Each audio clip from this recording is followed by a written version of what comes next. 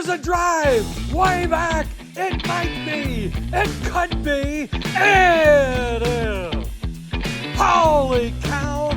Welcome to another broadcast of Bricks Behind the Ivy. Here's your host, Jeff and Sean. Hey, Cub fans! Welcome to another episode of Bricks Behind the Ivy. As always, I am your host, Jeff Candid Cubs Rogowskis, and you'll notice right away, if you're watching on the video, that Sean Hot Stove Cubbies Chapin is not with me today, but I do have a special guest, Chris Mills from Mills Gaming TV. He's a variety Twitch streamer, storyteller, and role-playing bard. But I've been watching Mills for a number of years as I followed his MLB The Show content. I know he started Operation Sports, which is a sports gaming website that were a lot of different forums. They used to get just the writing rosters. For those who don't know, there used to be these large customizable rosters that were made by this small community on Operation Sports that got bigger and bigger, that made playing MLB The Show so much better by adding every minor league player, international league players. But that guy's been since hired by San Diego Studios, and his roster is part of the game. But that's how I ended up running into Mills on Twitch. I'm so happy to have him here today so we can talk about MLB The Show 24. Thanks, Mills, for coming on. Oh, absolutely. Sorry, I was making sure I wasn't muted. Yeah, no, like I had to be super cleared up because Steve would kill me if he thought I took credit for this. I actually worked with the website and adminning the website, the forums. But Operation Sports was actually started by Steve Noah, Yes. who is legendary in the sports gaming community. He was one of the first ones that actually started working with developers from a forum.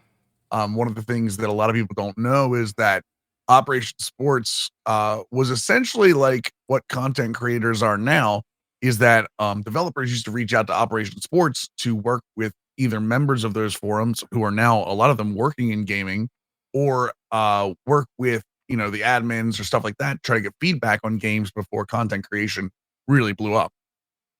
Yeah, it's really cool. And, as someone who went on that website nearly every day from parts of high school all the way through my mid-20s, it's very cool to see a website dedicated to sports video gaming. I, as a gamer, really just focus in on sports games, and very specifically baseball games have been my jam since I started playing video games. Every video game console I've ever bought has been dedicated to where the best baseball game was and how I could play it as quickly as possible. I had a short little hiccup in my gaming career where I got an Xbox over a PlayStation and did not get on the show as fast as everybody else once it made those big steps in the late 2010s into looking like one of the most realistic sports games out there with all the attention to detail. But I got red ringed and I saw the light, and I ended up on PlayStation and have been playing MLB The Show for as long as they've been making it for PlayStation 2, 3, 4, and now 5. So I thought it would be cool to kind of take some time away from just the regular season as we're going through our regular Bricks Behind the Ivy content to talk about this baseball video game, MLB The Show, which I've been streaming some as part of a conversational element for the podcast to just kind of vent. We've been calling it MLB The Show therapy sessions, just playing the show, a Cubs franchise, and letting folks come on and just talk about what they just saw. And there's already been a few Cub losses this year that have required significant MLB The Show therapy. So it's a long baseball season, finding those outs when things don't go the way you want them, when you're as dialed in as a diehard as myself and Sean are, it becomes super important. But yeah, I thought it'd be cool to grab you, Mills, having streamed this game as long as I know you have, to kind of talk about the game. So I think the first thing I wanted to talk about with MLB The Show 24 is the gameplay. What do you think is better about the gameplay this year? And kind of, I guess, so we can talk about the gameplay in the perspective of someone who doesn't play MLB The Show and how accessible the different levels are. When it comes to gameplay, one of the biggest changes this year, I think, is like infield defense. One of the problems, and again, for layman's terms, is one of the problems that has bugged MLB The Show for years has been urgency. Um, Yes. when you really think about infielders that are more lackadaisical, well, imagine that, but programmed into like an AI, like how that's working. Um, I think they've done a better job on urgency this year. We still see it at times, a shortstop staying back on a ball instead of charging, or a third baseman, catching a ball and tapping his glove 2 or 3 times and the throw's still a little late. So I do think that that's better. I also think there were a lot of animations added to playing the ball off the wall. Yes, absolutely. Again, as you know, and as a lot of players that have played this game for years have known, playing the ball off the wall in real life is hard enough. Yes. In the show, there feels like there were not enough animations to take the angles away. Like the balls would just bounce by you because you'd be frozen. This year, I feel like they do a better job of that overall. And then the last one I would say is, especially with catcher being kind of, I won't say revamped, but worked on in the Road to the Show mode, where it's not as boring as it was in the past. I think that catcher animations have had a lot of work done to them too. I've even seen some sliding catch animations behind the dish for catchers trying to get to foul balls. So, I actually saw a ball that Adley Rutschman got by Adley Rutschman in my Orioles franchise. He went back towards the wall, slid to pick up the ball, and then threw it to third base from his knees. Oh wow. And I was like, whoa, that's dope. Like, that's not something I've ever seen them do, even with high reaction, high fielding catchers. So it was really awesome to see, defense and those ratings matter in the game. So I feel like defensive ratings matter a little bit more because of some of those animations. Yeah, I tend to agree in what I've seen so far, and I've noticed those catcher animations as well. I actually quite regularly do my Road to the Show player as a catcher. That was my favorite position growing up, was the position Mhm. I played as a kid, and I had a good arm, but not a controllable arm when it came to pitching. So like they always put me behind the plate because I could get the throw to second when I was little, but never learned to hit. So here I am doing a podcast and still loving the game and not playing it. But I I mean, think it could be worse. You could be like Rube from Major League 2, right? You have to read the entire Victoria's Secret catalog to yourself just to throw it back to the pitcher. I'm so happy you made that reference. It's one of my favorite characters in a Yep. baseball or sports movie of all time. Just the speech he gives Rick Vaughn about how to get over getting dumped is one of Mhm. my absolute favorites. But Yep. yeah, I Just think the innocence is charming in that one. absolutely. There's yeah, there's a lot of defensive animations that I feel like have addressed that urgency, and I know that in for those who don't though, San Diego Studios does before the game releases, they do several weeks of like these deep dives and previews of things they've changed. Those have even changed in recent years. So what they used to be is they're a bigger studio, they're pre-recording these things, there's different technology they're using, and they used to just kind of come on and show us the deck of like the Mhm. behind the scenes and play with code. And I just really appreciated that about the early days of Sony San Diego and how much they showed of what they were doing behind the scenes and the little tiny details. And I think sometimes that gets lost as MLB The Show has, cross-platform, has become a bigger game, that they're still that studio at heart. I still feel that in Mhm. the minutia and the parts of the game that I enjoy, but it just isn't presented in the same way, and it does make it feel a little bit different. It's like the small studio attitude with big studio money, but maybe not big studio money. But I mean, um, even though they're backed by Sony, like, they still are one of the smaller development when it comes to personnel, one of the smaller studios, not only in Sony's cluster, but across sports gaming.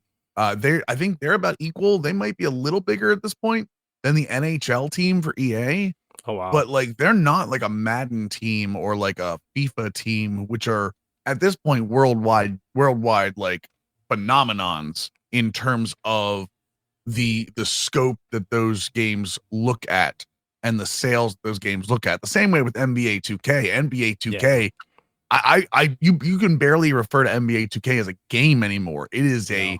it's a worldwide experience with what they do, not only in game, but with their marketing being all over the world. No, exactly. Like as much as I like I associate Ramon with MLB The Show.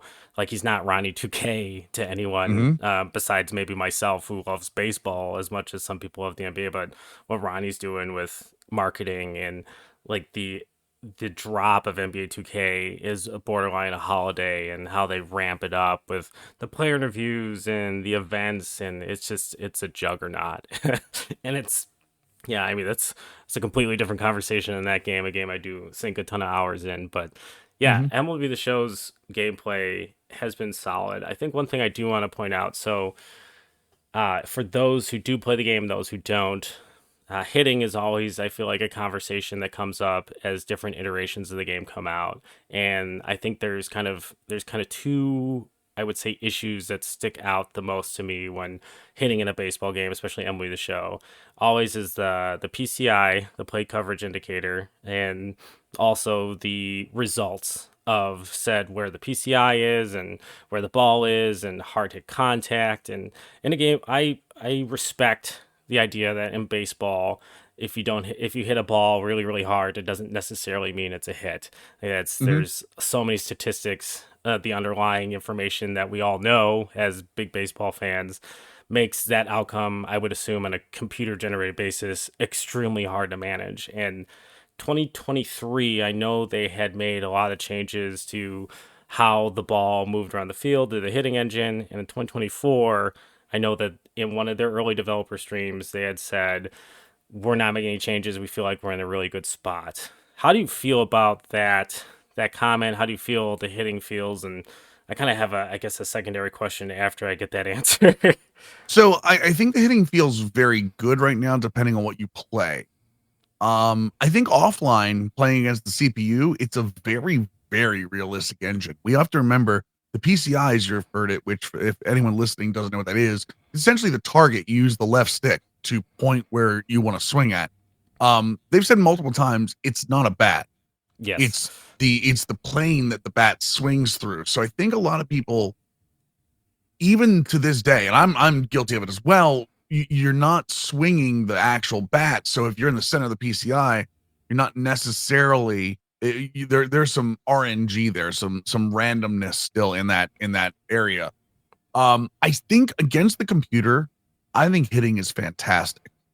I think I think setting up batters, especially I play on legend difficulty, which the hardest difficulty, but I think on all of the difficulties, I think setting up the batters with realistic tunneling, realistic pitch tunneling, or realistic change of speeds, change of eye levels. I think you can do all of those things in this game versus the CPU very, very well. Um, and I Absolutely. and I and I think it takes into account, like if you're using Corbin Burns, an Orioles fan, right? I went through my opening day game on Legend with Corbin Burns throwing cutter curveball exclusively for the first 4 innings. I didn't Okay. throw anything else against the computer on Legend, and I was shutting them out with about 3 hits. Oh wow. And Okay. that's because his pitches are that good. And I think we get into this. I have to mix my pitches into like 5 different pitches and stuff. That being said, I think online we take a turn different. Yes. And the problem online is you can foul pretty much everything online. For those again, they changed a setting a couple years ago where there was a simulation setting and a competitive setting, and the competitive setting has a little bit of difference under the hood. One of those is making contact with baseball. Sure. And the problem we run into is now you can foul off balls that are like bouncing in the dirt. Like every hitter is Vladimir Guerrero Sr. when it comes to, yeah, I had to make sure I clear that up. Sorry, Blue Jays fans. Um, but like every batter can foul balls off on places they really shouldn't. And it's not like they're getting good timing when they do it. Like No. it's too far. Like we're talking very early timing, very late timing. Like batters off. If you're watching a real game, imagine a batter in a real game being completely off balance on one foot, reaching out across the plate and still touching the ball as it hits the ground for a foul ball. Once in a while, fine. This is a consistent problem in the game. Yes. For online. And then again, the last thing I'll say about the online hitting is there's a problem with sliders currently where the PCI, the target, it's really small. if you swing at a slider going away from you on line. I think that's a bug, but I mean that's neither here nor there. Yeah, I think it's interesting, and I think this is, this works perfectly into the other thing I wanted to discuss and get your thoughts on, specifically with the show and the hitting. So I play actually a lot of couch co-op, like meaning I have my best friend from high school. We have played MLB the Show the same way for nearly 15, 20 years now. We both take a team, one in the American League, one in the National League.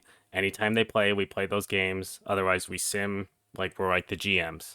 And then Mhm. we've added an element to it where we start the season and we make ourselves as an 18-year-old prospect. So then it's this added element of we're rivals on rival teams trying to win as Mhm. many World Series, and there's no money or anything. We're not ePay. We're not putting any bets on this, but like the bragging rights of winning the most World Series in a year, or in the release of the game is a big deal. And as we've gotten older, and I have kids and like responsibilities, just like adults who game, like we all want to game more than we can. But Welcome. yeah, Part of the world. exactly. And but like every Friday night, my wife comes to my house and we play until I can barely keep my eyes open, and we do this franchise, and we try not to start over for the whole year that the game's out. So like we get through Mhm. like 15 seasons. But exactly what you said about online is a persistent issue. And when you're sitting next to someone and playing it, you can't strike them out. It's just Right. like our strikeouts have dropped to like 3 or 4 a game. And it usually has to do with maybe a transition from Kyle Hendricks to like Mason Miller, where you're going, like, you just need to adjust for a second for that velocity. And yeah, it's a very frustrating component of MLB The Show, especially when you're playing versus other users. You're 100% correct. When you play this game versus the computer, I play on dynamic difficulty with my Cubs franchise. I like this idea of it gets harder when I'm playing really well, and it gets easier when I'm not playing well. So it's kind of like I'm on a heater, like the ball looks like it's gigantic, and like it's the ebbs and flows of the confidence component of baseball. So I really enjoyed that component to it. I just started doing that last year when I play on my own, but playing the computer is so rewarding. You can still get your strikeouts. Like, you have to have effective pitch game planning, and it's a really great game. But yeah, as soon as you add another user, there needs to be something that's addressed. And really, this is a long way of going about. Do you think it's time for MLB The Show to change what the PCI is? Is that effectively what is causing some of these issues? Because I know that I think there was like probably like a steady 3 year period when they were doing the developer, um, little blogs and stuff about hitting, in which I felt like they were trying really hard to clarify what the PCI is. And it's like, it's a combination of the eye and the bat. Right. And I guess like when I back it up, it goes, well, any input, I would think, not just on a video game, but like a physics based engine, would be like where the ball touches on the bat. And I feel like if you were to go more in that route, you'd have more realistic results. You'd have more swing and miss.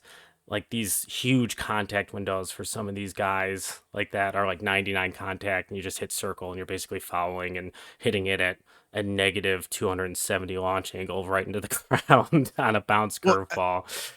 I don't think you're wrong. But so you're thinking like All-Star Baseball back in the day, or I Yeah, a think little bit. Pro Yaku Spirits is the Japanese baseball game Yes. that's out now that does the same sort of thing. It has like a bat icon. Like Here's why Power Pros used to do that too, Power I Pros, think. yeah, So, Power Pros too. Here's why I'll say no to that. And this is something that I've had a conversation about before. Actually 2 conversations. One with somebody at SDS and one with an actual minor league baseball player.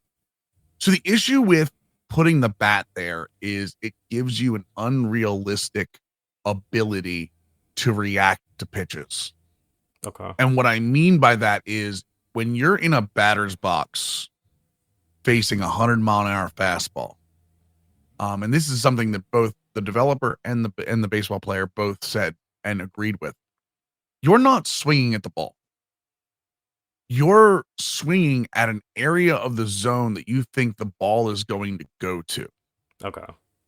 And if you give and that's where the RNG is at, because no hitter in baseball, not even the best, are reacting to a 100 mile an hour fastball.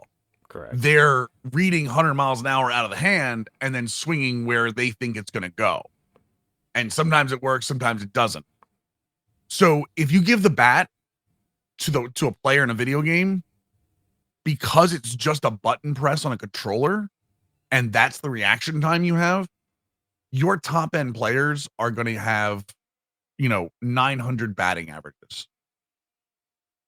And then maybe that's good for competitive play, but at some point you have to give them listen, you're going to swing in the area you think it's going to go. And I know we say this, like real baseball, there are going to be times where your swing isn't going to be perfect. Now, the higher your ratings, the higher contact ratings, the closer you're going to be able to be getting good contact. Because again, the way the ratings work are, if you have a high contact, that PCI gives you a larger area, not a larger PCI, but which it does, but a larger area in the PCI for strong contact. So if you were to put like a dartboard up and make that the PCI, the higher your contact, the more darts would be concentrated in the middle of it. Okay. So, and the more spots you can hit the ball out. So the reason I think giving a bat is because then you have an unrealistic portion of the game in a game where hitting is already trumping over pitching. The unique aspect of a baseball video game is it's the only video game sports wise where when the defense lets go of the ball, they have zero control over where it's going to go. Basketball, you can play defense on an offensive player. Football, you can play defense when the ball's in the air. Same hockey, you can play defense actively while the offense has the ball. The second the defense a pitcher lets go of a ball on defense, it is now the offense can react to it on their own with nothing the defense can do. And the problem with the video game is that you're eventually going to have people that are, I say it's the kids in the basement sniffing the G Fuel, that are going to get so good. And it's not just that. I mean, there are gamers. No, of all you're correct. ages, Yeah, that are so good at this game that you're going to allow them to just essentially not be able to get out. Yeah, and I think too, like in a counter, I think that it could create too much swing and miss and frustration for the casual gamer, and that's Right. gonna, similar to baseball, there's gonna be disinterest, and that's bad for not just the video game but the game in general. It is a sport that is just labored with older fan base, an average higher male older fan base, and they're trying to Yeah. engage differently, which is something we'll get into in another part of this game that I just absolutely adore, in the inclusion of female baseball players. But we'll talk about that once we get to the game modes. I think one more thing I do want to bring up is pitching, on the pitching side of things. So for those not familiar with MLB The Show, there's a bunch of different ways you can pitch. There's like a meter, which is a little bit of a timing mechanic. There's this thing called pulse pitching, which uses like an image in which you have to hit a button in order to get the smallest circle to get a pitch in a specific spot. And there's It's actually like a circle that pulses down, and Yes. when it comes down to its smallest point, you have to push the button. They have, I think they still have I believe it's called the gesture with the up and down on the right stick, correct? Is that still an option? That is analog. Yeah, it's Analog. considered analog. Yeah. And then there's pinpoint, which is one that I enjoy. I think it gives the most, like the best feeling of thinking about switching up grips and stuff on a pitch. And I feel like the reward dynamic for good pitching gestures works for me. At least it feels like it works for me. I haven't dug into it enough. The old World Series Yes. 2K thing where like if you I call it the Street Fighter way. You have to throw like a fireball to throw like a slider, like a Ryu, like a Ryu. I'm sorry, Street Fighter fans. I didn't mean to say Ryu. Ryu fireball to throw like a slider. Yeah, I remember like all the way back to like, I think it was like MLB 2K12, where they had like, it would come out, and if you threw a perfect game with that mode on, you get $1 million. You got $1 million. Yeah, that's remember not winning that money, but trying when I was younger. What I will say about that is they actually have said what the most what the most successful, not most successful, the best chance of success is. If you have pinpoint, if you want, this is stating if you 100% every mechanic. So you get a perfect pinpoint, or you get a perfect analog throw, or you get a perfect meter. They've said how accurate your pitching is going to be. Pinpoint, you have the most accurate at 100%. Meter, you have the most accurate at 100%. Then analog, then pulse, then classic, which is just touching the button. Mm-hmm. Now, although I think meter and analog are the closest of the two. But pinpoint is so far out in front. That's why they encourage people, especially ones that play online, to use pinpoint. When you're thinking about playing offline against the CPU, it's obviously personal preference. If you want to go with the most simulation, classic's going to be the thing that, hey, you're just pushing a button and the ratings take over. Or you're going to walk a ton of people. I promise you are, especially this year at the game. So there's a method for everybody. And the way I always describe it to people, especially people trying to play online, is whatever method you can 100% the most is the method you should use, because that's where you're going to get the most success out of them. Because if you're doing 100% meter every time, but your pinpoints about 50% of the time, you're going to be more successful with meter. Yeah. Because 100% meter is still better than 50% pinpoint. So. No, agreed. I think one thing that I like that they changed was the left-handed gestures are different. And I think that is a really cool touch of making it feel like you're using different guys, like adding a little like individualism to the gesture itself on top of the stuff that they have. So I really appreciated that change. Is there anything else in gameplay you think sticks out? I will say, I think overall, I think that the stats in franchise, now this is in gameplay, this is like a gameplay sim thing. I think stats have taken kind of an overhaul. There's still some issues with like complete games for pitchers, or long relievers getting too many innings, but I think stats look way better now than they have ever in the past. And I'm talking about stats in gameplay and in sim. I think when you find your difficulty level that really works for you, I think the CPU has been balanced gameplay wise throughout those levels to really work better, especially the CPU. I know they tuned this down earlier, but CPU throws way more balls this year on all difficulty levels. And that was a big, for those of us that play franchise, those that are, simulation based gamers, that want a more realistic experience. The CPU was throwing, I think it was like 80 to 85% strikes on up to All-Star last year. And this year it's down around like 60 to 65. It's around a way more realistic level. Now you have to be more patient, otherwise you're not going to be successful. But overall, I think it's a better pitcher batter experience because of that. Even when I Road to the Show, I've never been a big OBP guy in Road to the Show. Even when I do contact guys, it's always average and then OPS. I think my OBP is 130 points above my average right now on Legend difficulty, which is incredible.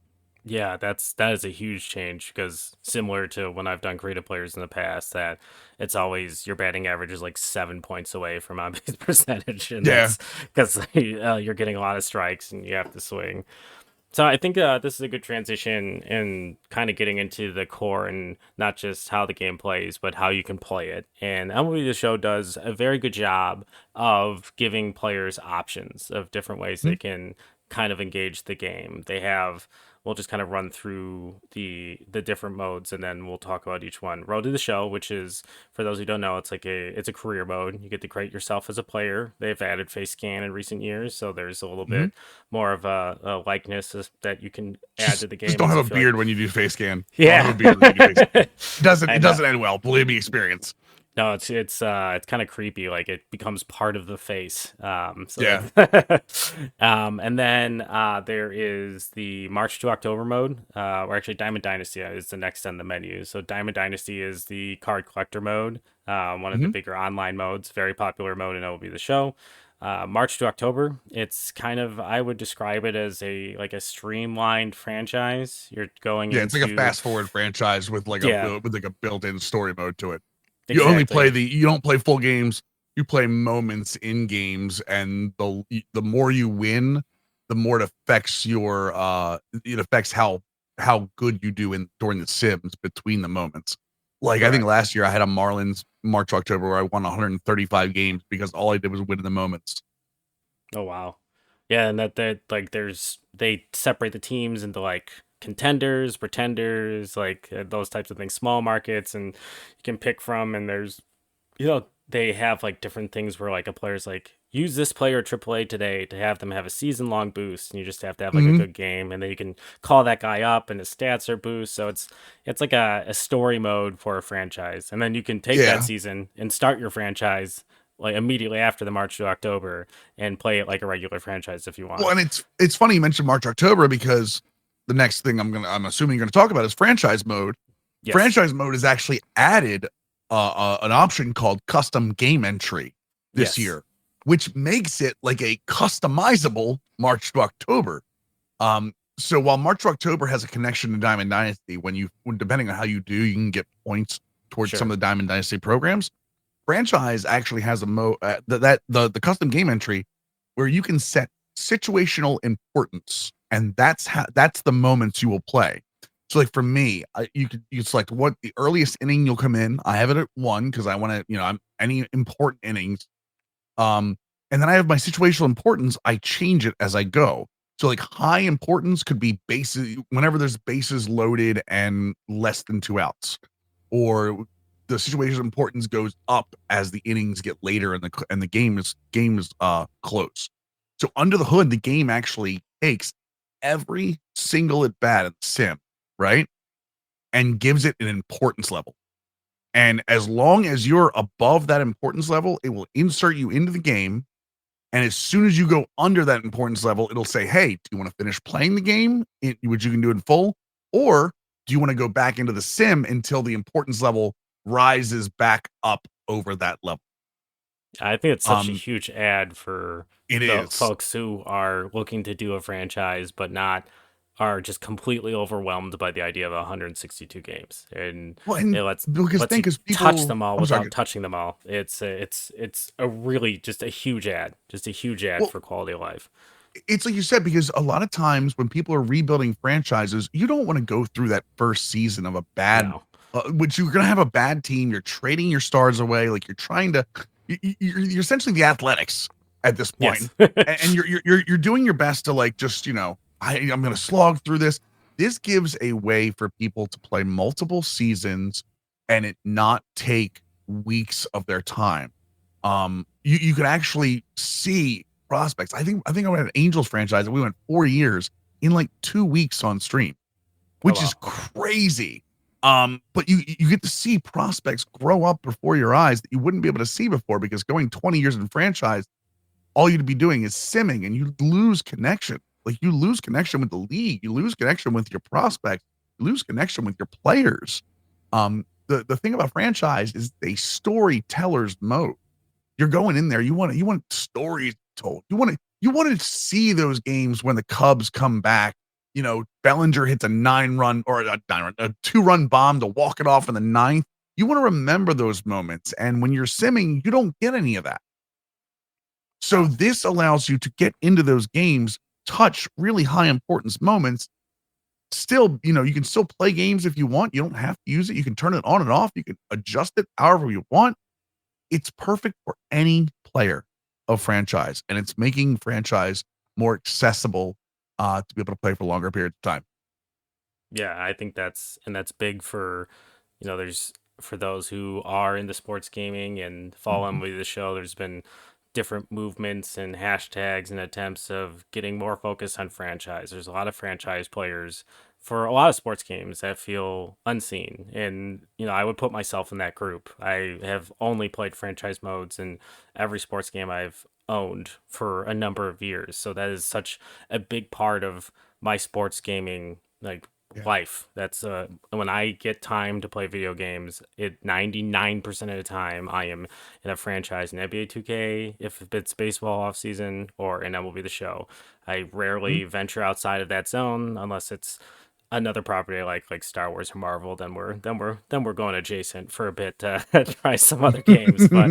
But at the end of the day, like franchise is what gets me up. Like I want to feel like Theo Epstein. I want to like get prospects. I want them to develop. I want to like come up with this story in my mind. And I get that in theory there's a lot of heavy lifting as the person playing the game, but like they have done a better job of adding things that have made it feel like there's less heavy lifting in the storytelling. This new edition of the jump in at these parameters you set so you can get through more seasons, or the scouting system, which I think for prospects, for those who don't know, they added last year a week to week scouting system in which you can take your scouts and look for discover new prospects, find prospects that aren't on the list yet, and there are, as of this year, some two-way players that are hidden in there, and you can use the scouting engine to learn about players that you can then go and draft. And sometimes you find a player that no one else in the league knows about and has a super high potential, like ready to like go out and run for your franchise the Mm-hmm. second you draft them. And like that just adds, they're not part of a roster. It's clearly a creative player, but they feel so real of having putting all this effort on a week to week, looking at like digging through different regions of the world for different positions and finding this guy that comes in and says not ranked in the MLB, but like 5 for the Cubs, and like he's a 99 potential and he's an outfielder and he's the perfect piece for Yep. you now don't have to spend money in the off season. And it's such a huge add to enjoying franchise. I think there's, and this is turning into a large franchise conversation. There's a lot of, I'm kind of the franchise guy, so yeah, it's about exactly. to. There's a lot of little things I wish they would add, and like I think they're starting to turn into gripes, which is great because before it used to feel like it was the same thing, like trade logic, like different things that just were broken. Sim logic was broken, and like as Madden once quoted, "Broken is a strong word. The game turns on, doesn't it?" Is from an article from 2 years Yeah. ago, and ultimately, I think that Emily the Show has done a really good job with what they have, what they've done, and it's been such a nice experience to kind of feel seen as a gamer for MLB the Show in franchise. But yeah, I mean, I'd love to have rain delays. I'd love to add like the having a 26 man on that roster for like a Mm-hmm. double header and things like that that I feel like are probably coding Olympics where you would have to like get that minutia. And I think there's still some things that frustrate me about like once a guy turns 35, his progression or regression is extremely variable. It feels like it's very quick. Like it's either a very very fast downslide or just a downslide regardless of the numbers, the performance, and Well, like I that. feel like that's changed this year, though. I feel like that's changed. We had Mike. We actually did a sim with Mike with the Angels with Mike Trout that he was actually good until 38. Oh, And okay. I think one of the things that goes on there is I think people kind of expect good players just to stay good. Yes. They have to have a combination of a good um what the grading system for the progression grade. So Yeah. like he has to have Potential, right? Yeah. potential, yeah, because potential still fights regression. Yeah. Um, and you have to perform.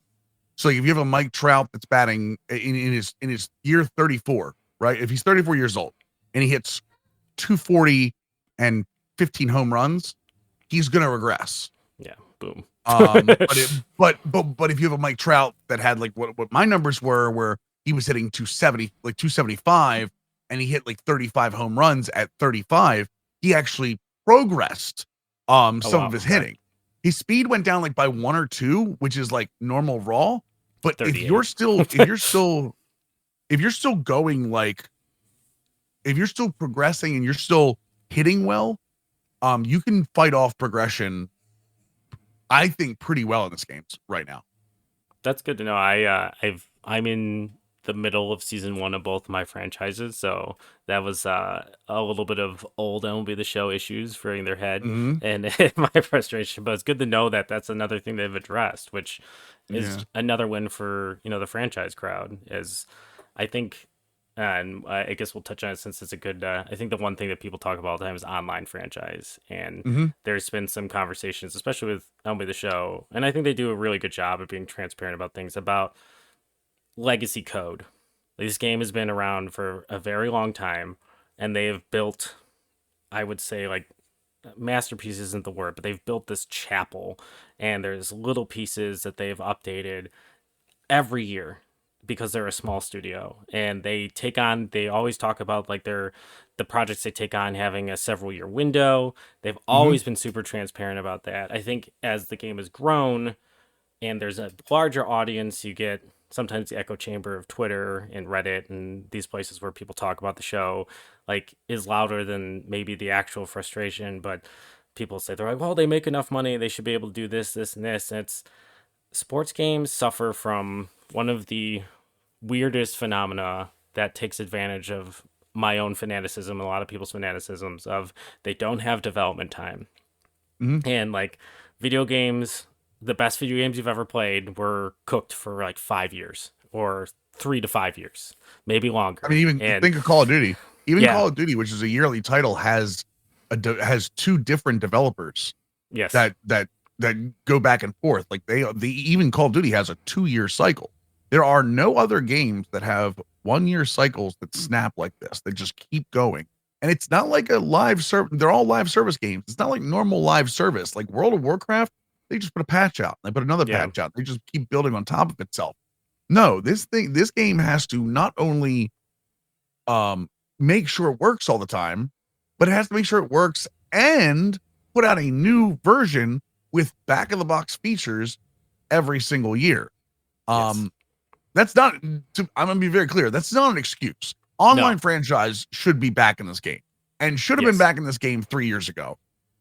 When they got rid of online franchise, they said because they were ripping the servers apart and putting them back together again or putting new ones in, and the hmm, online franchise code had to be ripped out with it. I agree with that, and you're absolutely right.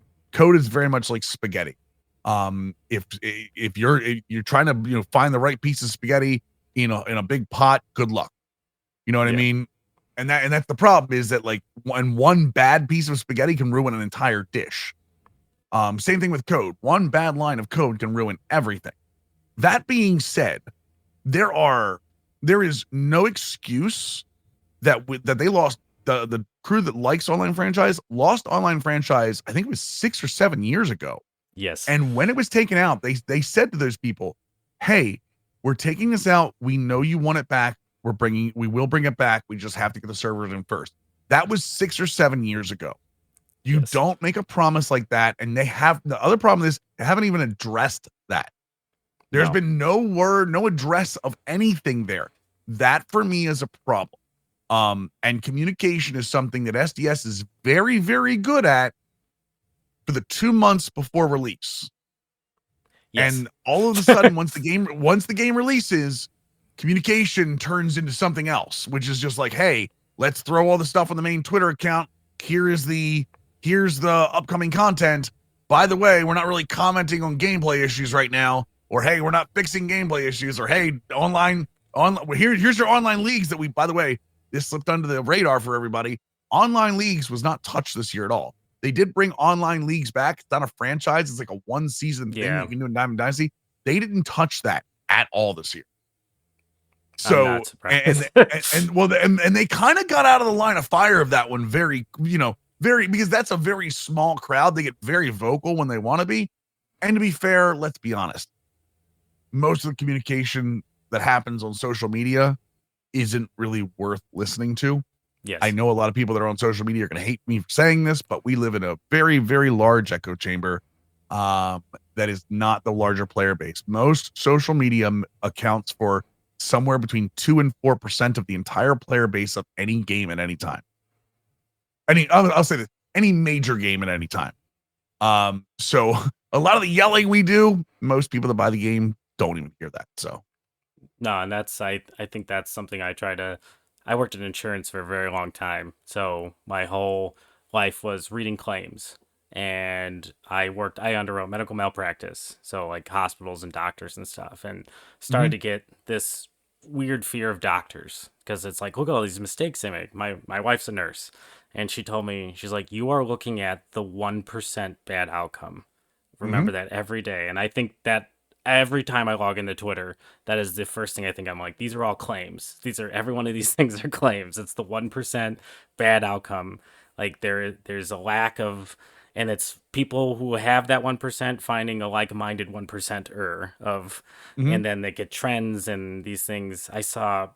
I've seen like headlines and stuff on Twitter as it has shifted, and this is maybe an Elon thing, who knows? But like the Cubs won or lost the other night. They blew an 8-0 lead, and my news banner on the right on Twitter said Cubs win 8-0. So clearly, someone had put out a story on Twitter Mhm. before they had gone to bed, assuming the Cubs would finish the game winning 8-0. Or they were, And or was it? I think that whole bar might be AI based. But let's be Yes. fair. I mean, like sports is the same way. Let's for me to bring, since I took it off topic, let me bring it back up. Sports is the same way. Like we have this incredible. Let's talk about the Shohei Ohtani situation, right? The Shohei Ohtani situation where his interpreter gets picked up for gambling or illegal gambling, right?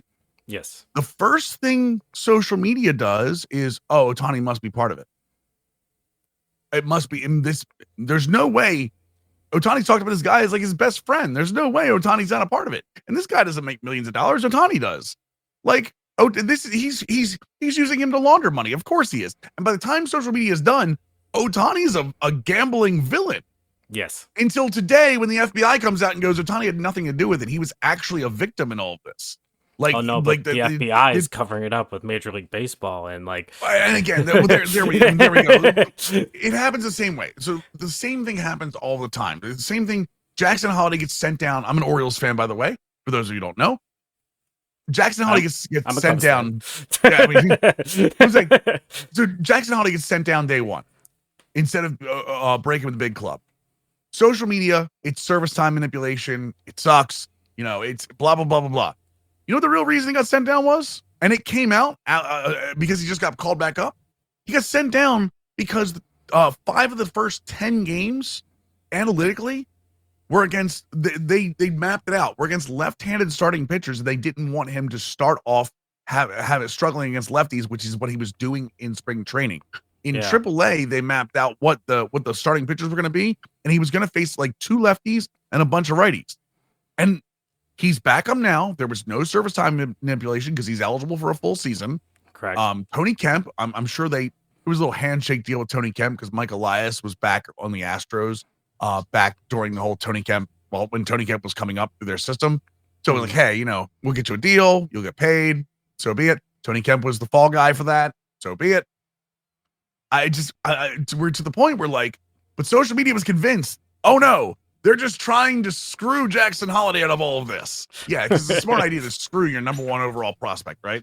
No, exactly. So, And there's so many different avenues now with different parts of the CBA that help there's incentivizes teams. Maybe not. We don't need to go down that rabbit hole. Like, but right. It's different, and there's obviously precedent with Chris Bryant coming with a grievance about the service time manipulation, and like, yeah, I think teams, the league is smarter than that. We as fans should be a little smarter than that. So I did not know that about him. I think that's brilliant because you get this young guy, he's going to knock his confidence down, and that's not a great way to start the season. Let's tie it back down to the show because franchise mode, one of the things they added this year was the prospect, what's it called? It's called PPI. It's the prospect promotion incentive pick. Yes. It's, so this was the whole rule about if they get their extra, there's a bonus pool for your team. You get the extra arbitration. If you call a rookie up and he's up within the first 10 days or he's up within the first 10 days of the season, and they win rookie of the year in their rookie season, or they win, or I think they're in the top 3 of MVP voting in their first 3 seasons, you get a compensatory pick at the end of the first round. So it's a high pick. It's not like a 5th round pick. It is I think it's pick 31 and 32 because the Orioles and the Diamondbacks have that this year because of Corbin Carroll and Gunnar Henderson.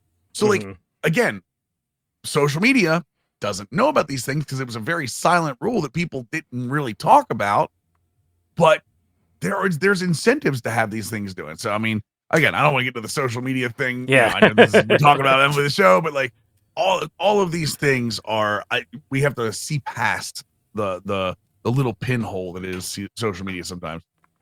So I think we'll move off of franchise now that we've been able to kind of hit that nerdery a little bit, just our mutual appreciation of franchise. But I want to talk too quickly about two of the other modes, storylines Mhm. and road to the show is specifically one component of road to the show. So storylines is I think become one of my more appreciated modes. I think there's a little quirk this year that bugs me a little bit about one of the storylines, but I love the Negro League integration. Starting Mhm. last year with Bob Kendrick, the second season of that this year, the slower rollout of it, so you're just not kind of blasting through it. It's such an important part of the history of baseball, and I think as a society we're acknowledging these records and learning about these players. And I know there was a stream about the storylines in which the team from SDS got to go to Washington D.C. and break bread with senators and stuff and talk about the educational component of video games, which is Mhm. such a huge deal when you think about the nonsense and the noise that gets tied to video games when violent events happen. Like talking about Yep. the positivity that video games brings, and it's such for me especially. I always describe baseball as a soap opera, and having someone watch 15 years in, they're just not getting the whole story. Like they're going to Mhm. be able to catch on, but they're not getting the whole story because like every interaction in baseball has a historical component. Like there's like past matchups that could be like adding flavor to the story. There's maybe like Jackson Holiday, like it makes you think of his dad and how good he was with the Cardinals and the Rockies. And like there's this huge story of baseball that I think a casual fan that, especially in the TikTok generation, picking up the game is not getting. And MLB The Show is doing some heavy lifting of telling these stories and starting with the Negro Leagues. Um, yeah, what do you think of storylines? How do you feel like it fits into the MLB The Show game? It's the best addition to sports games in the last decade, and it's not particularly close. Yeah, I Um, tend to agree very it strongly with is that. it is essentially a virtual museum Yes. for not only the Negro Leagues, but obviously they added Derek Jeter storylines this year too. This is the opening of a door for MLB The Show and MLB in general. MLB is the Major League Baseball is a real problem with, younger fans. Introducing fans to the history of the game, it tends to be a quote unquote boring game, or people don't really respect the history of your official video game talking about the Negro Leagues, talking about Derek Jeter. You now have opened it up to talk about any part of history you want to. They could talk about any superstar in history that they want to. And what you are eventually going to have is you're going to have a set of video games, 10, 15 down the road that are going to be a walking virtual museum that you can go back to at any time and relive all of that. Bob Kendricks is the perfect Bob Kendrick. Bob Kendrick is the perfect person to tell those stories. Yes. I've said this all the time. I know this is a cliche, but I would listen to him read the dictionary, and I would be enthralled. I would be enthralled by letter X. I would be edge of my seat.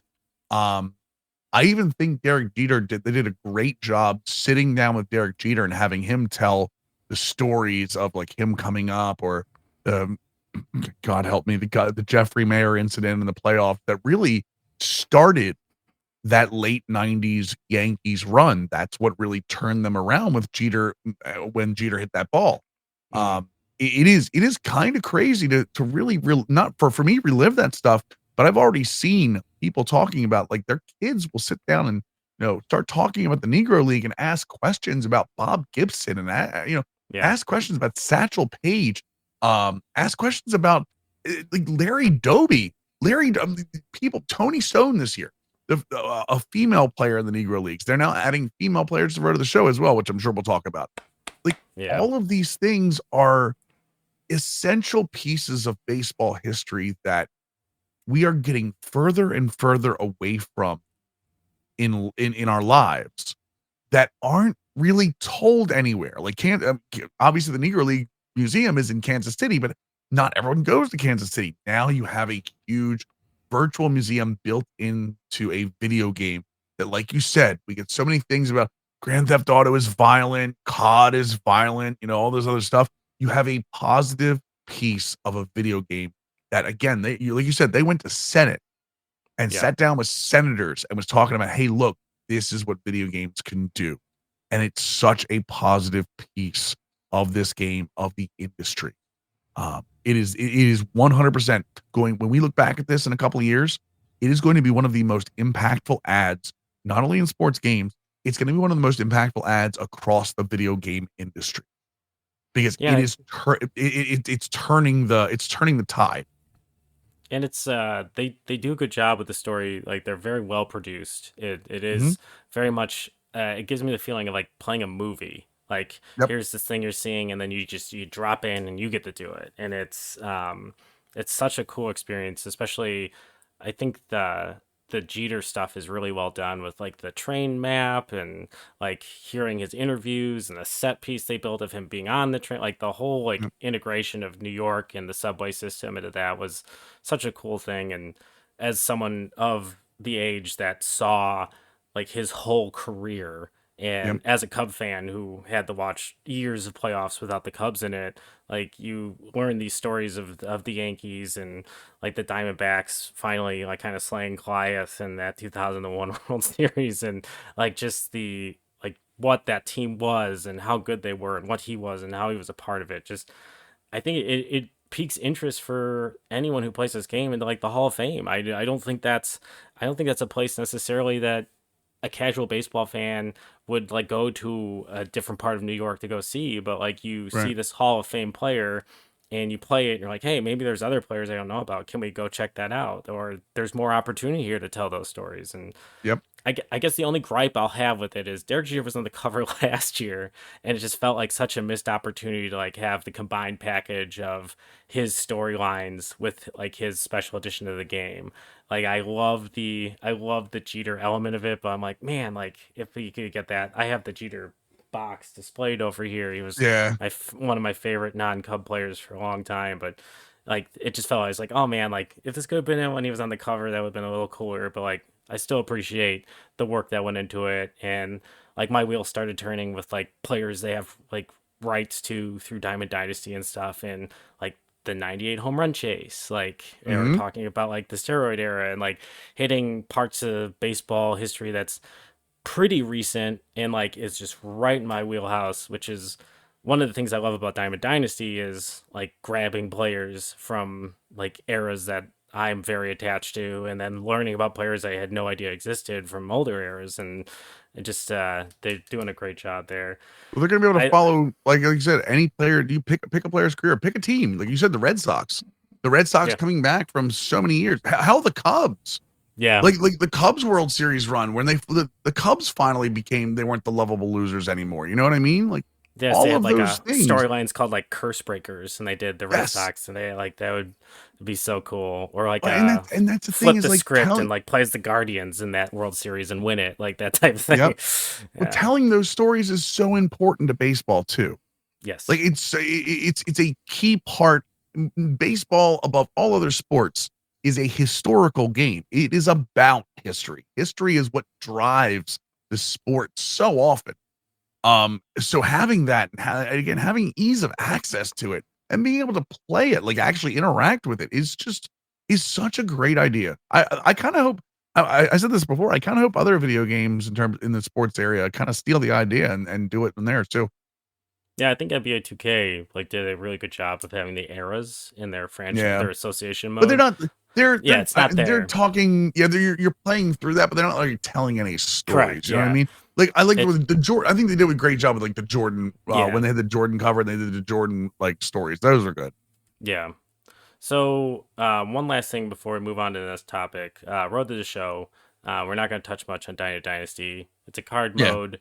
You know, like depending on your interest in that, like it has lots of different options to play that. There's free to play ways in which you can like not pay to win type of situation. You know, like they've changed the dynamics of that a little bit. Don't necessarily want to go down that rabbit hole, but there are a lot of cards you can grind for, and there's cards you can play for. It's really how you want to access it. You can play it offline, you can play it online. It's a good mode to check out. It's one of the better card modes out there. Things have shifted. Like enter at your own risk, know what you're getting into, but you can enjoy that mode without spending money. You absolutely can. There's a lot of Mm-hmm. cards to be had. There's a lot of dream teams and uniforms and things you can build. I personally have a Bricks Behind the Ivy themed baseball team this year that I've been using on Diamond Dynasty, and it's just been super fun to kind of incorporate that into the game. But the last thing I want to talk about is Road to the Show, specifically Mm-hmm. the addition of female baseball players. Like this is Yes. such a big thing for the game. I think it's long overdue. It's one of those things that gets added and don't read the comments on stories because people can be inherently awful. But I have a Social media. daughter. Yes, I have a Social media. daughter who's 5 who adjacently likes baseball because I mean look at this room in my house, like it's like Right. in her face all the time, but like because dad likes baseball. But now we have this extra connection of when the game came out, she saw this trailer where they added girls to the game, and we took like my lights for the podcast and like scanned her face and spent like an hour and a half like making all the accessories for her player. And like I tuned the game all the way down like beginner, and she'll sit and we like I'll do all the fielding because she just doesn't have like the dexterity yet, and she hits. Right. And like this is her, this is, and like now she's like, oh, I want to play baseball. And like she sees herself in a Cubs uniform, and like when we play the game she like runs upstairs and puts on a Cubs shirt. And like this entrance into this world for her has been just so awakening for me. And like what an awesome time and moment for female sports in general, with like Caitlin Clark, with this addition to the game, and as like a girl dad, knowing like there's a world of like representation is so important. It's one of the biggest things in the world. It's like being able to envision yourself as something is important. And like as a white male, I've had plenty of representation in my life, and being able to adjacently see these things for females, for people of color, for people of different sexual orientation, like this is such a big thing because it makes the world not feel as small. And like to me, there are a lot of things about like Road to the Show that feels the same. Like they've added like a prospect showcase that I really like, and there's still a little bit missing on the story dynamic, Mm-hmm. that I feel like there's still too much heavy lifting. It does at times because of that become like it feels like a slog where you're just A kind little of monotonous, yes, yeah. for sure. But like adding female players feels like such a huge win for this mode. That's because it is. It absolutely is. Um, we strive for the world one day where representation isn't a word anymore. It's just normal. Yeah. And doing things like this build towards that. Um, allowing a sport that has been old boys club dominated for so long. And you see more of it nowadays. Melanie Newman is a commentator for the Orioles. She's their normal play-by-play voice on the radio. Mhm. There are a lot more women getting into baseball now, in terms of like into the sport, like breaking through barriers. There's even I think Division One has a female pitcher now. Yes. We're much closer. We're much closer to having female players in Major League Baseball than I think anyone thinks. Um, women are becoming more athletic, in terms of closing that gender gap that male Yes. and female have had for so long. Um, and again, it's like I said, representation should not be a word. It should be normal. And the best way you can see that is if you went in social media, you can see people, oh, women are in the game, blah, blah, blah. Social media was that. Ask anybody in real life that saw this and was like, hey, my daughter loved, like you said, I've heard so many people say, my daughter loves this. My sister's getting involved in the game. Like, my mom sat down and watched for a little while because there's actually one of the more important parts of this is the male and the female road to the shows. While they follow a track of going into the combine, the draft combine, and like a prospect show and getting drafted, the male is 18 years old, coming out of high school, doing all that thing. The female is a narrative strengthened piece, Mhm. where you have like your friend, your Yeah. friend of yours that you played against in college that are getting drafted in the same round. Some I think you drafted the same team. Their story based as it goes, and it was important.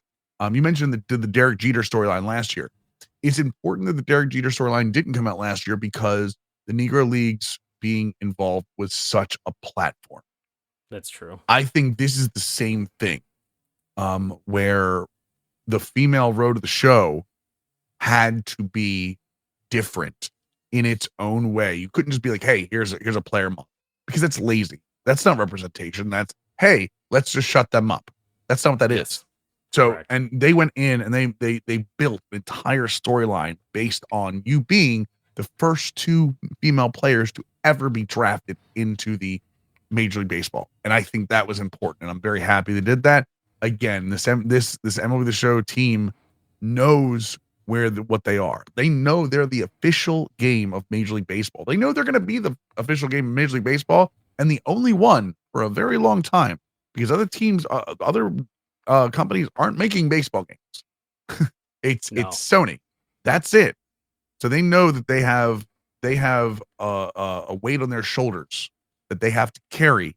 That is the same weight that Major League Baseball has to carry, and you've seen them start to take steps to that as well. And again, I love seeing Sony and Ramon being the one leading that charge. Oh, agreed. It makes me proud to like support the game. You know, it's Yeah. one of those things where it makes that, I don't know, as I get older, the buying decision of like, oh, it's pretty similar to last year. It's like you see something like that, it's like, nope, I really want you to have my money. Like this, Yeah, right. I No, take my really, money. yeah, exactly. Like this feels like one of those things where giving you the money, like I'm not going to find out later. I'm going to feel really gross about that. So let's move on to one of the things that MLB The Show does well is there used to be that tagline, "So real, it's unreal." Mhm. There used to be, I think, a fun tagline about like the little things in the show. So it's you're an Orioles fan. Obviously, this is a Cubs podcast. I wanted to kind of just like I'll start off with some things I see in the show that are very attached to the Cubs, like very specific Cub things that happen in the game that just kind of helps you like get absorbed into the world. I think like that's one thing MLB The Show's little details have always done is kind of the old joke when the game had first started getting in the upper tier graphics of like, oh, I used to walk by the TV and I didn't know it was a video game. Like MLB The Mhm. Show with angles and things like that, I think does that a lot better than a lot of sports games and has done that a lot better than some sports games for a very long time of like this attention to detail. So like for the Cubs specifically, I think like there are a number of things that are specific to the Cubs that are probably more difficult to add to the game, but I think Wrigley feels so genuine in atmosphere. Some of the crowd noises that they've changed in this year's of like people getting excited. Wrigley feels very loud at big moments of the game, and the crowd reacts way more appropriately than in years past. And it is all a special privilege to have Boog Sciambi as the play-by-play guy on marquee for the Cubs all the time, and him being the voice of MLB The Show. It's probably that same feeling people felt for years when Matt Vasgersian was the voice of MLB The Show and the teams. I believe he was with the Padres and for a number of years, and just being able to kind of escape into that world of like, well, this is what I'd be hearing on TV anyway, is Boog's voice. So that's another thing I think they do very well with the Cubs. Sammy Sosa's in the game, which there's a lot of discussion in Cub fandom about his place in Cub history, and there's a Cubs Hall of Fame and Cub Hall of Famers, and some legacy beat writers vote for who gets to be a part of that, and there's a number of votes you need to get in, and Sammy hasn't done the things apparently, or apologized, or admitted, or discussed things the way that actually happened versus how he perceived they happened, and he may not become part of the Cubs Hall of Fame, but he is a huge part of Cubs history. And having him in the game, and when he hits a home run, he does the classic Sammy Sosa hop. Every Mhm. time I see that, like I'm in third grade again, it's 1998, and I'm seeing him hit just massive home runs as he chases after McGuire. It's such a cool little thing. In the franchise, one of my favorite things about the MLB The Show franchise is every year when you start in April, the ivy is brown. It's not on the wall, and It as the changes as it goes. yeah Yeah. as the summer progresses, it gets darker, and it's such a little detail, but I love that. I'd love to see like a W flag and things like that, but it's not like a priority. It's not losing it for me, and I do miss features. There used to be a feature in the game called Sound of the Show, where you could add like your own like TV music and stuff. People would put these packages together and you could download them and assign them to players and ballparks and things like that. But they've added like really good in-crowd noise for Wrigley. There's a lot of organ music. It just feels the feel of it, especially with how good the PS5 sound can be if you have the setup correct and the right sound system. Just turning up the noise and just feeling like you're sitting at a ballpark, but you're actually playing the game. It's a really nice feel. How do they do a good job with the minutia and the Orioles? Yeah, for sure. And one of the things that they've done this year, they went through all of the team like specific celebrations. Um, and we see those like the Mariners have like the trident and the crown Yeah. and like things like that. The Orioles actually have last year they did the it's affectionately known as actually they're bringing it back. They already brought it back last night. They're affectionately known as the Dong Bong. But it's the Homer hose, which is essentially a funnel with water anytime they had a home run. Well, they made a whole thing about it in the park where anytime they do anytime they go to the second base, they do the sprinkler.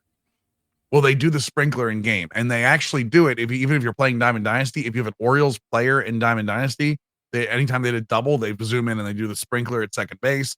One of the cool things that I found out, and I didn't find this out right away, when you bring Felix Bautista in, and they do this with a couple of closers in the game. They have closer presentation this year. Yes, I've seen that a lot, and I like it. So you bring Felix Bautista in, and what Oriole Park does is they'll shut the lights off and they'll start flashing the lights around the park, and they play Omar from The Wire, his whistle. Okay. So it's do do do do do do do do, but it's him whistling it very creepily. Well, if you listen in game as Felix is coming in, it's not pushed into your face. It's in the background with the crowd screaming. You hear this like he's actually walking out.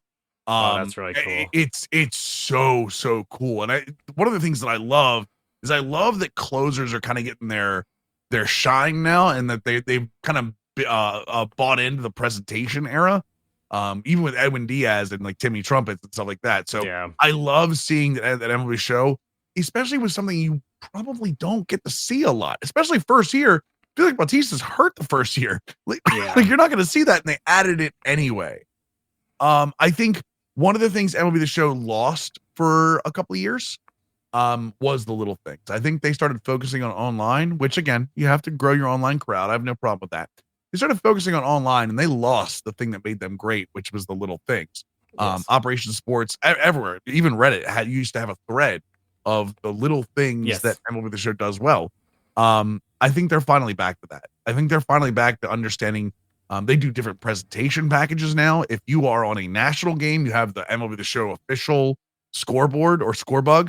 But if you're on like a regular game, they have different scorebugs depending on where you are in the country. So like for the Orioles, it'll be like the Show Mid-Atlantic, or if you're like in Seattle, it's like the Show Pacific Northwest. It actually is like PNW, like Pacific Northwest, and it's colored per bright. If they wear their City Connects this year, because the City Connect jerseys in game, it changes the logo on the scorebug, and it changes all of the team colors throughout the stadium to match the City Connects, which I think is such a small thing, but it even changes it on the main menu. So if you're looking at the calendar, whenever you have a City Connect game, it changes your logo for all over the menu for the franchise. So again, I think for the longest time, I don't know if it was direction over there, managerial direction, whatever it was, I think they lost that feel of the little things, and I think they're finally getting back to that.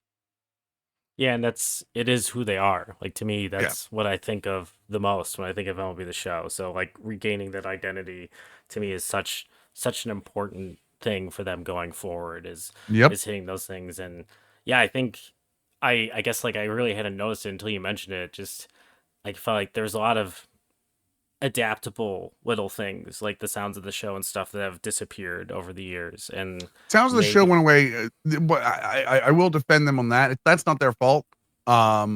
It's when they went to Xbox and when they went to PS5, the structure of the way saves work on PS5 and Xbox, it stopped them from doing year-over-year saves, which was one of the things people love doing, and it stopped them from doing media that you could play in game. Okay. because the save files can't be accessed. There was something about the way the media is accessed. It's unfortunate. That's never something that's going to come back Yeah. unless another console changes the way it accesses things during games.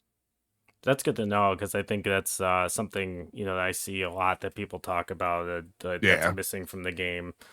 But yeah, I think they have done just a really good job historically, and it was nice to see some of those things come back in this year's version of the game. That every time you kind of stumble upon one, it's always, to me, it's like this Easter egg you find in a Marvel movie where like, oh my God, like somebody thought of this moment that I know because I've watched enough baseball and like put Mhm. this in the game. It's just such a cool thing, such a nice little thing. So we're gonna go in instead of like a structure review, we're gonna use just a strong baseball metaphor of kind of ranking things we like about the game.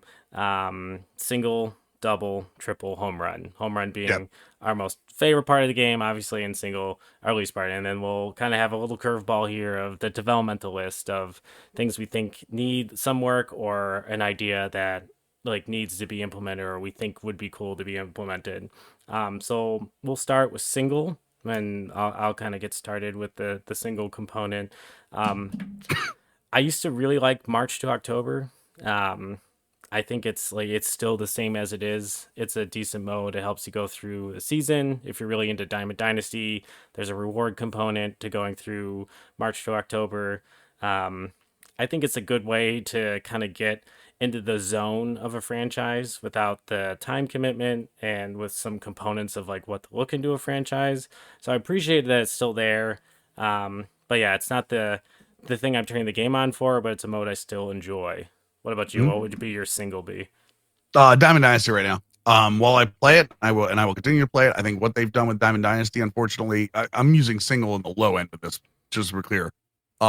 It's a negative. They've gone Okay. backwards. It's so while a single is good, I'm here for the 3-run home run. Is what I'm saying. I'm an Earl Weaver guy. You're an Um, advanced analytics guy. You want yeah. the Get on base and hit the hell out of the ball. exactly. The problem with Diamond Dynasty is regularly known as the mode that people can just grind to get the best to get to a good team. And Mhm. this year, they have done nothing but put out pack after pack after pack after pack after pack that has paywalled the best players in the game. Again, I don't need them to give me the best players, but give me an opportunity with like packs and programs. There are more packs than there are programs or mini seasons at this point. Yeah, I Offline rewards, even online rewards. Like there are more. Like I think there's 5 programs. There have been 11 different packs of 30K or more, not including like just normal bundles. And again, that is a EA or 2K tactic, not an SDS one. That is a tactic that needs to take a serious turn in season 2, yeah, I if think not before. that's we didn't touch a ton on that, but I've read the the scuttlebutt Yeah.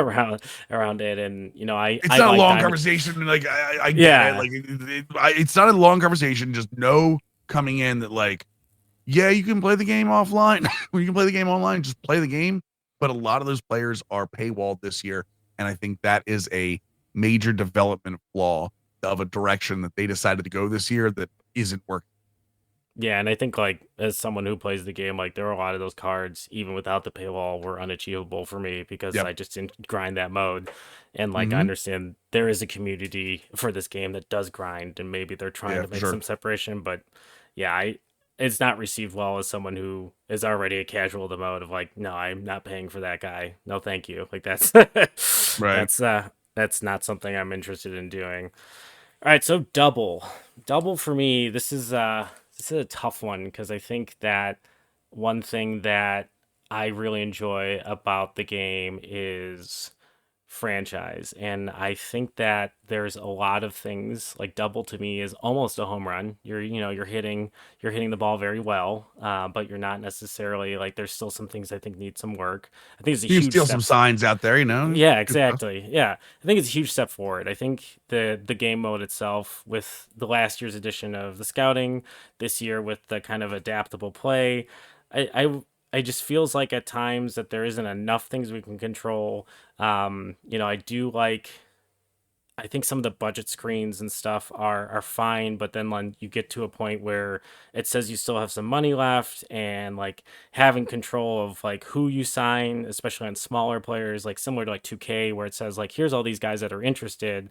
Maybe you'd make a different decision on a player if you knew like a top tier player was, and like you're $4 million away, and you end up signing all these middle tier guys. I know there's like Mhm. kind of a strategy component of like instead of just throwing all your money at a bunch of people, of like really focusing on one guy, but there's not really similar to this offseason. There's not like a reward for doing that. Like there's like a really kind of cool element to it of like the timing of some of these big players take longer for in free agency, but then there's like maybe you spend all your money on a bunch of little guys while you're waiting for the other guy and didn't know your Right. budget was gone. That still bugs me. I feel like incorporation of, like rain delays and things like that, roster decisions, like need a little more control.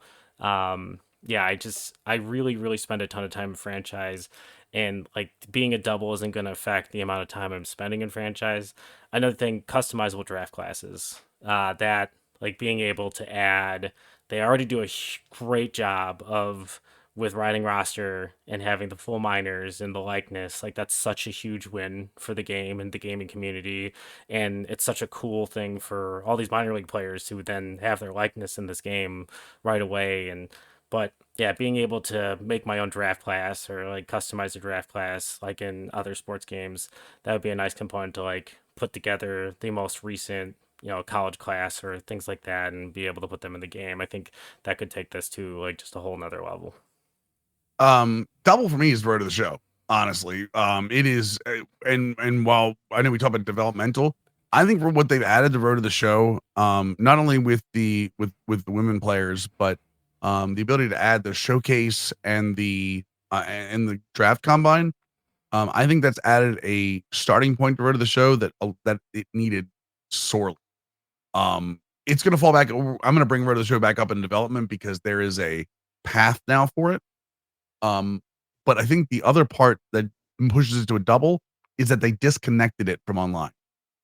Yes. Road to the Yes. Show you used to be able to use your Road to the Show player in Diamond Dynasty. What this caused was they had to balance the Road to the Show character to Diamond Dynasty. You couldn't create what you wanted. You had to create something within a shell because it had to work with their online mode. Mhm. I think doing that, disconnecting it is going to, and we're going to see this again back in the development side in the next 2 to 3 years. It's going to open up their creativity with the mode, and it's going to show that putting it online actually held them back. Yeah, I think you're spot on with that with Road to the Show. That is that component of adding that player, especially some of the obscure stuff early on Mhm. when they first did that, like the type of creative players with the wide variance in velocity and especially like some of the stuff that people would name their players. I just felt like it was not the most well thought out idea. I felt like No, be successful in Road to the Show, there was such a Diamond Dynasty component that just didn't feel like if like it made the mode even grindier than and like in while retaining the monotony. It was a very frustrating middle ground of, well, like you have to do this and you have to hit these metrics and like you need to update your player in this mode, and like the my player like singular connectivity element of it, it did not work for me. I felt like it was like trying to be in vain of like 2K's my player, where like you mhm. create this player like right when the game opens up, and like you can either do a career or you can play them like in their competitive mode. But I mean, having a competitive like individual baseball player for an individual like game, I don't think baseball really translates of having like 9 users on a field like 2K does with like 5 on 5. And we can argue like how the 2K community and how that works and how it is like real basketball or not real basketball, similar to the lack of strikeouts online. It is a video game. Like, not sure, what the line is there. For me, the triple is ironically is for me is Road to the Show. It's not a mode that I'm going to spend a ton of time in, but how much I've spent the time doing it with my daughter has been so rewarding, and it's been super fun to just like have her fall in love with baseball, at least I'm hoping, this way, like coming down into my like into the space, like my Cub space down here, and playing this game together. So then it's additional time for me to play the game technically, and like also I get to watch her just like be literally herself in this game and like create this world where she's a baseball player. And like the game coming out a few weeks ago, we were doing this, and she starts t-ball this week, so it's just like she's like wants to do the t-ball stuff because she's like, look how good I am in this game, like I want to be as good as I am in the game. And it's been such a rewarding thing. It's not quite the home run for me because it's not something I'm going to play, but like I Mhm. appreciate the mode so much for like what it has done for my daughter. For me, triple wise is the CPU gameplay. I think the tweaks they've made to the CPU actually in game have made the game immensely more fun. Um, Especially the pitcher batter matchups. Baseball is all about pitcher batter matchup. I think the way the CPU handles the pitcher batter matchup on both sides has made the game so much more realistic on the simulation setting. It has made it more fun to set batters up. It has made it when I get beat, I know why I got beat instead of before where it's just like, hey, I threw this fastball. Like I feel like that should have gotten by. It doesn't feel like the CPU are superhuman on Legend. It doesn't feel like they're pushovers on Rookie. Like it feels like they're more balanced on every difficulty, and I think it shows, and I think it helps. Honestly, I think it helps teach the game a little bit more too for people to play against a computer. You know, it's interesting as we transition to home run. That's my home run is the gameplay. I think Yeah. that there's been a lot of strides in animations. There's still a few things that I think are less common. I've seen one like triple wall touch, as some in the community would refer at the like the player having to touch the wall a bunch of times before they make the throw. But it was when a guy was kind of jogging in the second. There wasn't a play to be had, but it was just Right. frustrating seeing it. But the gameplay to me, exactly what you just described, I had just like a really weirdly emotional moment in my franchise last night. I streamed after the Cub game and was playing my Cubs franchise, and Kyle Hendricks had gotten lit up. And Kyle Hendricks, I mean, he's right there on my wall. Whoop, other hand. Yep. He's my favorite ball player. My son's named after Kyle Hendricks. Like they will have to drag him off the field before I accept that like his career is over. It just he is a very special. I love watching him pitch. He's a throwback. He doesn't throw high velocity. I used Kyle Hendricks in the game, the exact game. We went and played the last game of the Padres series and threw a no hitter on stream. I haven't thrown a no hitter in MLB The Show ever. Like, I played this game for a really long time, and the only ding on my resume was I struck a guy out on a curveball I buried by screwing up the gesture because it was getting late in the game. I like knew the Hmm. situation, and playing on stream is a little new to me. I feel like it's like doing Excel formulas with someone standing behind you. Like it's like all of a sudden you have no idea how to do an Excel formula. Welcome to my hell. Like so I was like, oh god, I buried this thing, and like the ball just like rolled away, and it was Tatis, and he got the first base because he was really fast. I was like, is this? I'm like, oh my god, I'm like, this is how I'm gonna lose the perfect game. I'm like, oh no man, I'm gonna blow it in the ninth, and it's like 115 pitches, and like just having the like on Twitter as we build this podcast, like coming to Kyle Hendricks, like coming to his defense, like three starts from a veteran in April, like too small of a sample size, and like having this moment with a digital version of him and using the tunneling that I know him for, like sequencing the fastball and his sinker and his changeup, and then like get ahead of guys with like a get it over curveball. Like he doesn't have a great curveball, but like it's a fourth pitch to mix in there every once in a Right. while, just keep him guessing. And to throw this no hitter was just it's like man, the gameplay interaction, like the batter, like pitcher like battle feels so good this year. And for someone who gets time from time to time and plays the computer a lot, like that's so appreciated to be able to like escape a real life loss and use this game as like baseball therapy and still feel like it's real enough that like I'm not going to win 162 games and I'll know exactly why and still have these really special moments. My home run is twofold. It is the storylines, both Derek Jeter and the Negro Leagues. as long as they have storylines in the game, it will always be a home run for me. It's just anytime you can teach the game, I'm all for it. But my biggest home run is franchise mode. And it is mainly because of custom game entry. Custom game entry has allowed me to never touch March to October again. I can't stand March to October. I could not stand March to October when it was released. I didn't like it because every time I won, I felt like the Sims completely skewed towards me. Whereas franchise mode, it doesn't matter how well I do in the moments. Like the actual Sims are still realistic Sims. I can play how I want. I can play when I want. I can play, a week's worth of games in, 15 minutes, or I can player lock on a prospect in the minors for a game. I could, come back up, play a third home run for Pete Alonso in my Mets franchise right now.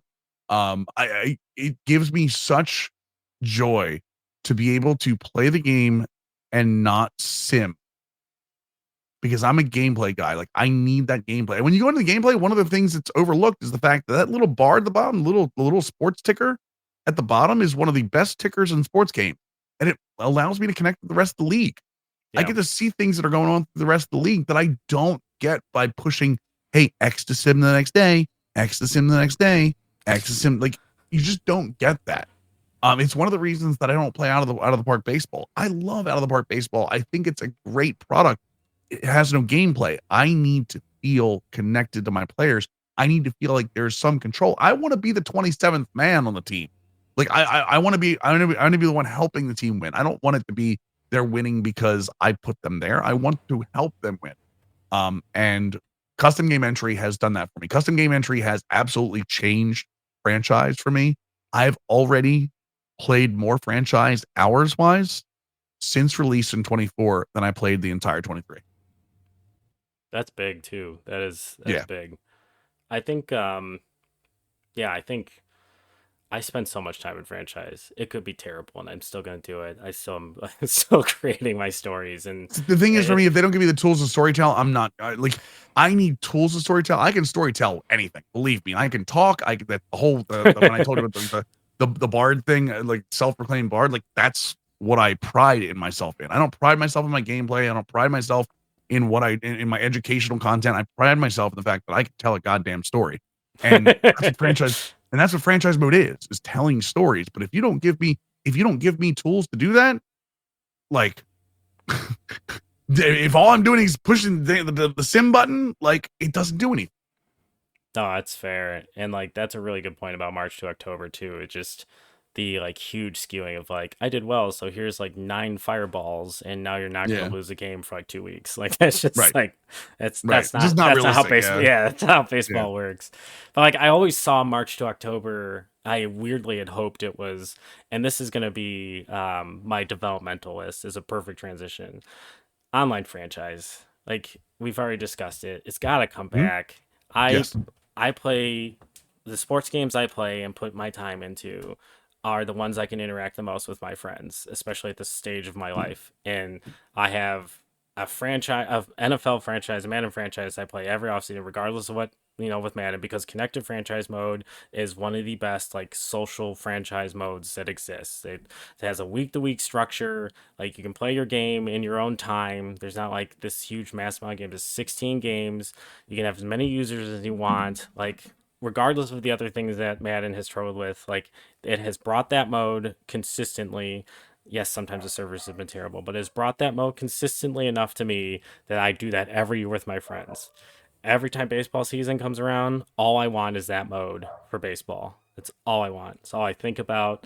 And I always thought that I thought March to October was like an entry for that. Like it was going to be like this structure where it's like, here's these 7 games, and like you play your 7 games and hit advance. And like I was like, oh, I kind of see the menus, and like that's where I thought I was going. It did not.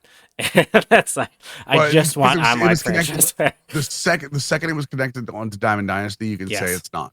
Yeah. And that's unfortunate the way that happened. But March October, the second you take a franchise mode, split it into 2, now you have to worry about 2 modes. Yeah, no, sorry, that's not. And one of them is connected to your online cash cow. Yeah, no, I knew what was going on as soon as they did that. And I was told multiple times, Don't worry, March, October is going to be like the new franchise mode. It's going to be like, there's going to be options and stuff. And they do some stuff right. The free agency game and the trade game, like those things are all like well done, but they're well done bite-sized pieces that took literally nothing to do.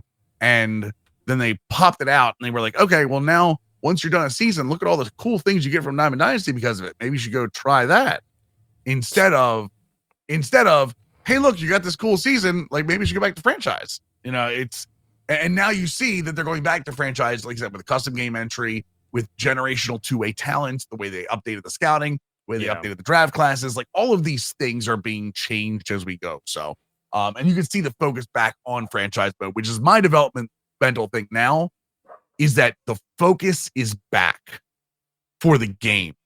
The focus was on Diamond Dynasty for about 3 to 4 years. You could absolutely tell that's what happened. What happened was they wanted to make whoever was in charge wanted to make an online game. That's what they wanted. They didn't care about the other stuff because the other stuff didn't make money after the initial purchase. Now the management can you can see franchise is getting updates. Road to the Show is developmental for me in this way because now that they've taken it away from Diamond Dynasty, now go outside the box for me.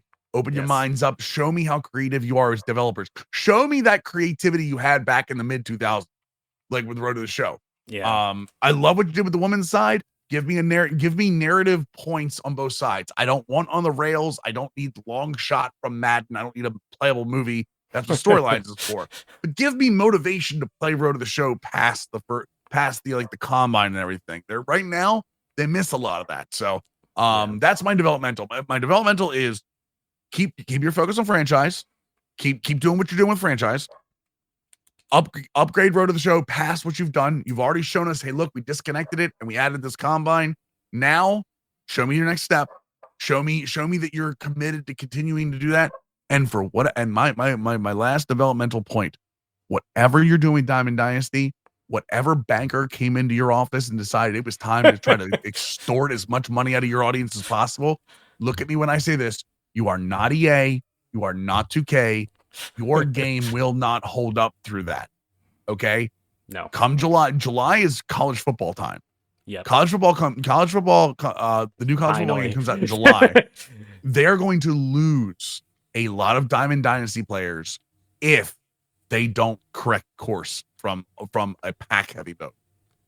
Yeah. I mean, like just the competition itself, even if it weren't as state is, this is like a borderline event. Like, but give me college basketball back. That's a completely different thing. But college football, I'll take it. Like finally having that. And that was before Madden, and you play through your college season, and then you could import that draft class into your Madden game. And like, I'm not saying that's what's going to happen. We don't have a ton of details just yet. But we don't have any details yet. Yeah. Yes. Just super excited to see what that is, at least this first run and on a next gen system. Yeah, just really looking forward to that. So let's take some time just real quick. You're a big Orioles fan. You're from that area. What are you thinking about the Orioles? What do you think their ceiling is? And maybe take some time to like kind of advertise your stream. This is the year for the Orioles to take that next step. It feels like almost like a common cliche of the young team that's really good that makes the playoffs and gets wiped off the face of the planet the first opponent they see. And that's what happened with the Rangers last year. They came up, and you could tell in that series they weren't ready. None of them had any playoff experience. This year, way different. Colton Cowser, get used to the name because he's going to be playing left field a lot for the Orioles. He's already started hot. He will continue to go that way. Jackson Holiday is now up, and they all have a group chat. It was told through the Orioles organization. There's a group chat between him, Kyle Stowers, and a bunch of the I won't go through all of them. A bunch of the prospects, the Kobe Mayos of the world, the Samuel Basallo of the world, all of like the top prospects that are in Norfolk right now with over 1,000 OPSs, just blowing teams off of Earth. The minor league game. There was the one that had 26 runs. I was checking the box score. It's just ridiculous. There are 5 players of that team right now, with not including Jackson Holiday, with OPSs of over 1,000 in the first 2 weeks. They have a group chat. When Jackson Holiday came up yesterday, the group chat, Jackson Holiday shared group chat. He showed the group chat on, he goes, well, that's the first of 6. Their goal is to all come up. And Yeah. honestly, right now, Cedric Mullins is slowing down in center field. Perfect time for Colton Cowser can play center field as well. Anthony Santander is getting closer and closer to being a DH than a right fielder. Mhm. Austin Hayes is struggling, so there's your 3 outfield spots. Jackson Holliday's already on the team playing second base. Jordan Westberg is one of the unluckiest hitters in baseball to start this season. And he hit a 425-foot bomb in Boston last night. So I mean, you're looking at a team that is very, very close to starting every position under 27 years old. They're like And that it is 2016 Cubs not team. that far. Yeah. Yeah, 100% like that 2016 Cubs team. Plus, they've got Corbin Burns, Yeah. Grayson Same. Rodriguez, With better and front end pitching. Kyle Bradish is on his way back. He Yeah, was he just he started was his Cy Young rehab, yeah. contender last year. So and their back end, is Dean Kramer is pitching well, Cole Irvin is pitching well. John Means is on a rehab assignment now, and we don't know what we're gonna get out of him. Their bullpen is looking incredible. This is the season that they get to if they get to the playoffs, which I'm saying they're going to. I still think they're going to win the East, even though the Yankees look really, really good. This is that season that if they make the playoffs, watch out, because this is that Astros season for them. Especially if they, with all the pieces they have, that they can move at the trade deadline for another bullpen arm or another bat or whatever they want to do. This is that Astros season when the Astros took that huge jump. That's what Mike Elias is building. Mike Elias built that Astros team that took that 3 or 4 year like complete dump on the league and was like just terrible. And all of a sudden, within a year or two, they jumped up at the top. That's what he built here. And that's what he's going to continue to build. They're still the number 1 farm system after Jackson Holiday's up. Yeah. They might have, they had Adley Rutschman was the number 1 overall baseball prospectus 3 years ago. Gunnar Henderson was last, or 2 years ago. Jackson Holiday was last year, or at the end of the year. Samuel Basallo, who's a catcher, they're saying could be number 1 this year. That's 4 in a row under this regime. This is a Baltimore. There are certain teams that are better in baseball. The baseball is better when they're good. Baltimore is one of them. Okay, and that's not me being biased. When Baltimore is good, baseball is better. It's the same thing I say about when Cody Bellinger is good, baseball is a better place. Yeah, I feel the same way. There's certain players, there's certain places when their teams are competitive, like it adds such an element. And yeah, I would agree. I would put the Orioles are my AL team this year. They're a fun watch. I think if you're rating like watchability, we need watchability ratings like the watchability. I say it all the time. Exactly. But yeah, they're a fun watch. Corbin Burns tortured my poor Cubs for years in the NL Central, and seeing him leave was really nice. But the Brewers have inexplicably have replaced like that production immediately with guys you've never heard of, and always just no Craig Counsell, and they're still off to a really hot start. We'll see if it can be sustained. They got a lot of young guys in that team. I think there's going to be a lot of ebbs and flows. And yeah, the Cubs are like they're a competitive team that's also in transition. They're a confusing baseball team. They have, I think, a decent floor. Their ceiling is all over the place depending on how some of these young guys are deployed, if they're called up. And I think that if you look at the lineup, the improvements are going to come from development of players that are running on this team, not necessarily through decisions that were made this offseason. So it'll be interesting. I think they have, similar to the Orioles, they've got some gunpowder to make some moves at the deadline if they want to address anything. Orioles probably have more gunpowder than the Cubs. Cubs have a very strong farm system, top 5 now in the MLB. Credit to Jed Hoyer for not completely tanking for an extremely long time and rebuilding this farm system and still building a pretty competitive major league team.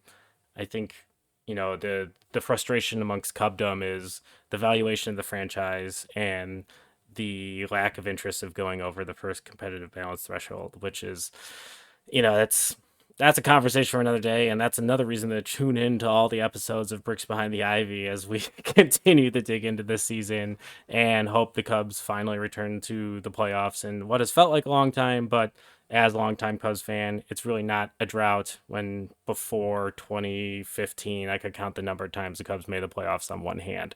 So we're in a very different era of Cubs baseball as fans readjust to new expectations.